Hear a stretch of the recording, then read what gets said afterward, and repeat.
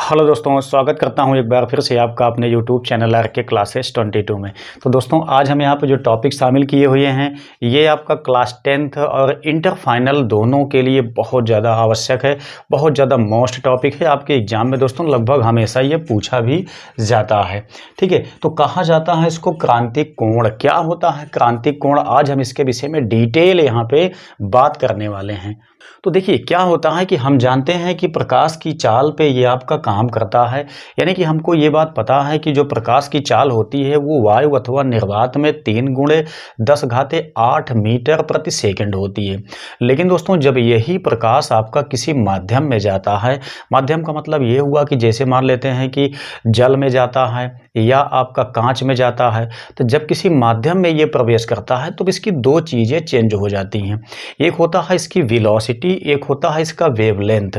मतलब इसका जो वेग होता है वो बदल जाता है और इसका जो तरंगदैर्ध्य होता है वो बदल जाता है।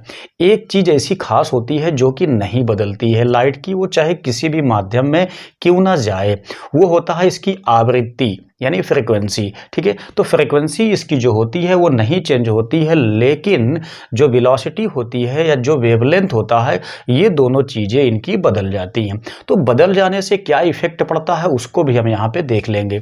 ठीक है, तो आइए यहाँ पे देखते हैं किस प्रकार से इस टॉपिक को हम समझने वाले हैं।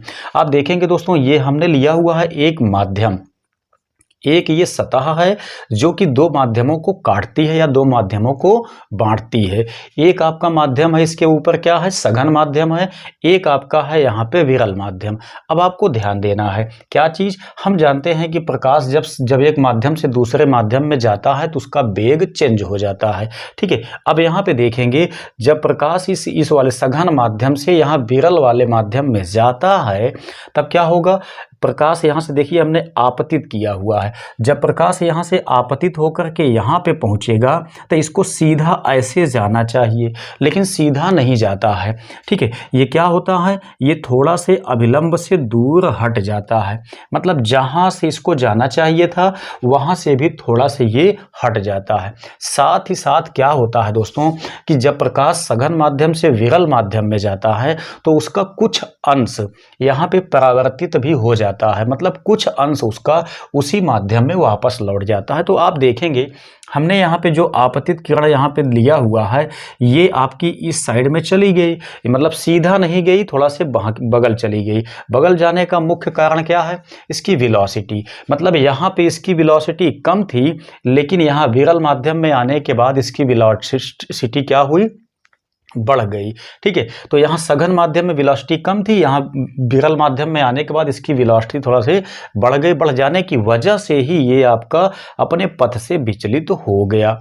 ठीक है, वेलोसिटी बढ़ेगी तो अभिलंब से दूर जाएगा, वेलोसिटी घटेगी तो अभिलंब के समीप आएगा अपवर्तन के पश्चात। ठीक है, तो लेकिन क्या होता है, इसका कुछ भाग यहाँ परावर्तित भी हो जाता है। इतना आपको ध्यान देना है। ये आपका किसके लिए लागू होता है, जब प्रकाश सघन माध्यम से विरल माध्यम में जाता है तब के लिए लागू होता है। जब ये विरल माध्यम से सघन माध्यम में जाएगा तब इसका कोई भी भाग परावर्तित नहीं होता है, समस्त भाग इसका अपवर्तित हो जाता है। लेकिन जब सघन माध्यम से विरल माध्यम में प्रकाश जाता है तब इसका कुछ भाग परावर्तित हो जाता है, शेष भाग मतलब अधिकांश भाग इसका अपवर्तित होता है, लेकिन कुछ भाग इसका परावर्तित हो जाता है। तो अब यहाँ पे ध्यान दीजिएगा, जैसे कि मान लेते हैं हम एक सतह को लेते हैं, हमको समझना क्या है, हमको समझना है क्रांतिक कोण को। तो ये आपका हो गया क्या चीज़, सघन माध्यम आपका ये हो गया, ये जो हो गया आपका विरल माध्यम हो गया। तो अगर इसमें हम कोई प्रकाश की किरण आपतित करते हैं, ठीक है, तो इसको ऐसे जाना चाहिए, लेकिन ये ऐसे नहीं जाता है। क्या होता है, ऐसे चला जाता है। इसका कुछ भाग क्या होता है, यहाँ पे भी चला जाता है। इसको हमने C माना, इसको हमने B माना, यहाँ से आपतित प्रकाश को हमने A मान लिया। ठीक है, अब क्या होगा, ये वाला जो कोण है दोस्तों, ये कोण कहलाता है आपका आपतन कोण। यहाँ का जो कोण है ये कहलाता है अपवर्तन कोण। आपतन कोण को I से दिखाया जाता है, अपवर्तन कोण को स्मॉल r से दिखाया जाता है। ठीक है, तो अब यहाँ पे देखेंगे तो जब प्रकाश को यहाँ से आपतित किया जाएगा तो इसका ये जो है यहाँ जो आपका अभिलंब है अभिलंब से दूर हट जाएगा, साथ ही साथ इसका कुछ भाग यहाँ पे चला जाएगा। अगर यहाँ से हम इसके कोण को थोड़ा से बढ़ा दें, मतलब जो प्रकाश यहाँ से आपतित किया जा रहा है इसको हम थोड़ा से और बढ़ा के, यानी कि आपतन कोण को बढ़ा करके तब हम प्रकाश को यहाँ से आपतित करते हैं, तब क्या होगा, ऐसी सिचुएशन में ये आपका जो अपवर्तन के बाद जाने वाली किरण है ये थोड़ा से और भी अपवर्तित हो जाएगी। मतलब जब कोण बढ़ेगा तो ये अभिलंब से ज़्यादा दूर हटेगी। इसके बाद अगर हम थोड़ा से और भी कोण को बढ़ा देते हैं तब क्या होता है, ये प्रकाश जो है ये अपवर्तित नहीं होता है बल्कि ये सीधे यहाँ पे जो आपका ये क्षैतिज है, क्षैतिज में चला जाता है। प्रकाश आपका यहाँ से अपवर्तित बिल्कुल भी नहीं होता है। ठीक है, अब क्या होगा, यही आपका वो लास्ट सिचुएशन है जहाँ से कि प्रकाश आपका अपवर्तित नहीं हुआ है बल्कि क्षैतिज चला गया है। अब अगर हम यहाँ पे आपतन कोण के मान को बढ़ाएंगे तो जो प्रकाश आपका यहाँ तक गया हुआ है यहाँ भी नहीं जाएगा बल्कि सीधा सघन माध्यम में ही चला जाएगा। मतलब अगर प्रकाश को हम यहाँ से आपतित करते हैं तो ये जो अपवर्तन है इसका यहाँ से हो जाएगा, तब अपवर्तन नहीं होगा बल्कि क्या होगा, परावर्तन ही केवल इसका होगा।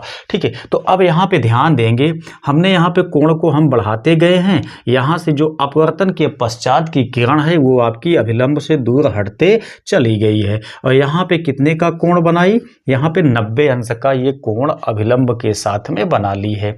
तो क्या होगा, जो यहाँ से मतलब जिस कोण पे यहाँ से जिस कोण पर यहाँ प्रकाश को आपतन करने से ये वाला कोण आपका 90 अंश बना, मतलब आपतन कोण आपका जितना हुआ जितने आपतन कोण पर यहाँ परावर्तित जो अपवर्तित किरण है ये अभिलंब के साथ 90 अंश का कोण बनाती है, वही कहलाता है आपका क्रांतिक कोण। ठीक है, इसको हम सिंपल शब्दों में परिभाषित करने के लिए ऐसे भी कह सकते हैं कि सघन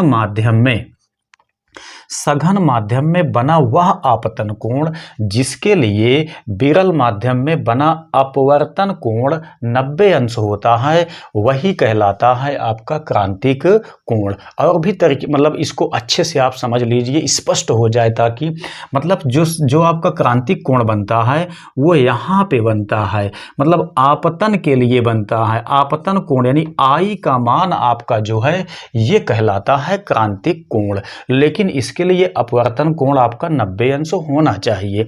मतलब इतना कोण पे आपतित किया जाए इसको कि अपवर्तित किरण अपने आप यहाँ अभिलंब से लंबवत हो जाए, 90 अंश का कोण बना ले, यही होता है आपका क्या चीज, क्रांतिक कोण। तो दोस्तों ये बहुत सिंपल सा टॉपिक था, आपके एग्जाम में लिखने के लिए भी आता है। ये क्लास 10th एवं 12th दोनों बच्चों के लिए बहुत ज़्यादा मोस्ट टॉपिक है। हम उम्मीद करते हैं कि इन चीज़ों को आपको समझाने में शायद सफल रहे होंगे। अब एक बात को आप और भी ध्यान से देखिएगा कि ये जो आपका मतलब जो क्रांतिक कोण है ये तभी बनेगा जब प्रकाश आपका सघन माध्यम से विरल माध्यम में जाएगा तो। ठीक है, इसलिए डिफिनीशन को आप बताते समय ये गलती बिल्कुल भी मत कीजिएगा, नहीं तो विरल माध्यम से सघन माध्यम में आप जब ले जाते हैं प्रकाश को तो वो अभिलंब की तरफ झुक जाती है, ना कि अभिलंब से दूर हटती है। और जब तक अभिलंब से दूर नहीं हटेगी प्रकाश की किरण तब तक यहाँ पे मतलब अपवर्तन कोण आपका 90 डिग्री नहीं बनेगा। मैंने आपको ये भी समझाने की कोशिश किया कि यहाँ पे अभिलंब से दूर हटती क्यों है, फिर से आपको एक बार बता देता हूँ ताकि अच्छे से याद हो जाए। यहाँ पे दोस्तों मैंने क्या कहा, जो वेलोसिटी होती है लाइट की वो एक माध्यम से दूसरे माध्यम में जाने के बाद चेंज होती है। ठीक है, तो वेलोसिटी यहाँ पे देखिए, जब सघन माध्यम में प्रकाश आपका चलता है तो उसकी वेलोसिटी घट जाती है, लेकिन जैसे ही विरल माध्यम में प्रकाश आपका पहुंचता है उसकी वेलोसिटी फिर से बढ़ जाती है। ठीक है, तो ये था दोस्तों आपका क्रांतिक कोण। उम्मीद करते हैं कि चीजें आपके समझ में आ गई होंगी। अगर वीडियो आपके समझ में आया है तो कर दीजिए इसको लाइक, साथ साथ अगर चैनल पे नए हैं तो सब्सक्राइब करके बेल आइकन को दबा लीजिए।